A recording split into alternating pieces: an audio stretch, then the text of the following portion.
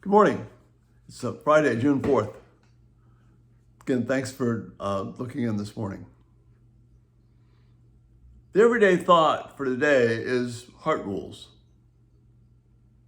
And if you look up in the Bible, a Bible dictionary or encyclopedia or something, reference guide, and you look under the term heart rules, you probably won't find anything in there. Because the rules of the heart can't be quantified and written down. Now, there are expressions of the heart, and we get those in the commandments of God and the directives that we have. But what is insignificant is what is the goal and orientation of our hearts, that part within us. As we've been looking at Ephesians 4 and contrasting it with the power of Ephesians 1, remember what Paul says. He's praying earnestly that the eyes of your heart may be enlightened in order that you may know the hope to which he has called you, the riches of his glorious inheritance of the saints, and his incomparably great power for those of us who believe. Now, those can be platitudes, or they can be words of war, words of call to action.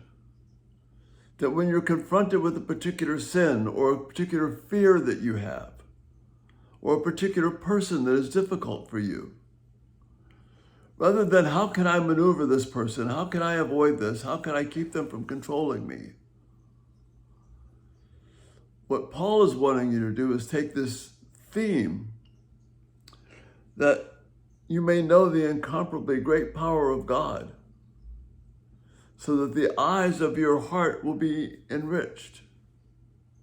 And again, someone can make a pretty interesting meme or image of the heart with eyes in it. But all that Paul is trying to communicate is the inner person, what we're supposed to guard more than anything else. Proverbs, guard your heart.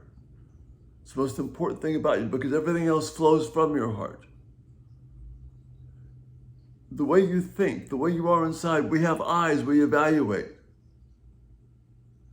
And what Paul is saying here, may those eyes be so enlightened that we may know that we have hope in difficult circumstances. We may know that the trust of God is there. We can trust him. He's given us a rich inheritance. So when we get over to chapter 4, and we read about people being trapped in the hardened hearts, and they've lost sensitivity, and they have been controlled by their own desires and lusts. If you're a Christian, you know what this is like. You know what it's like to be captured by fear. You know what it's like to be caught up in worry and anxiety. And yes, there are particular steps and things that we could do and should do to combat this. I'm all for that. Done a lot of counseling in that regard. But the most important factor, when you're facing a fear, or you're trying to overcome some issue of lust, or you're trying to change that behavior pattern of snapping at your kids all the time. It needs to start with eyes of your heart, which are seeing the great power of God. I don't have to live this way anymore. I have been freed from that. The heart rules. No, we can't write them down in a fashion like this. I can't write them down like they're on this page.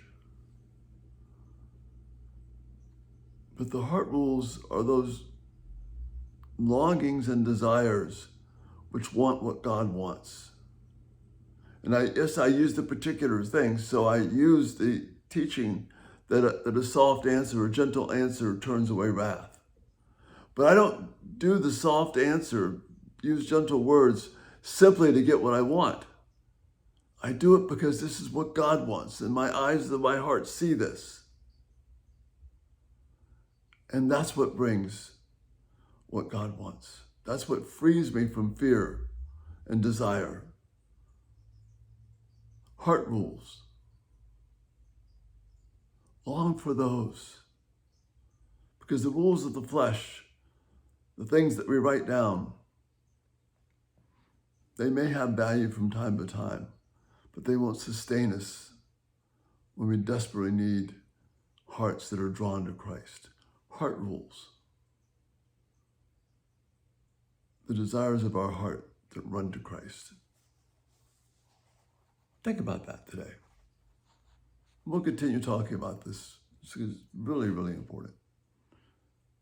Hit the subscribe button if you haven't already. Turn on post notifications. These videos will come to you automatically. Thanks so much for being here today, and you have a great day, and Lord willing, we'll see you tonight. Bye-bye.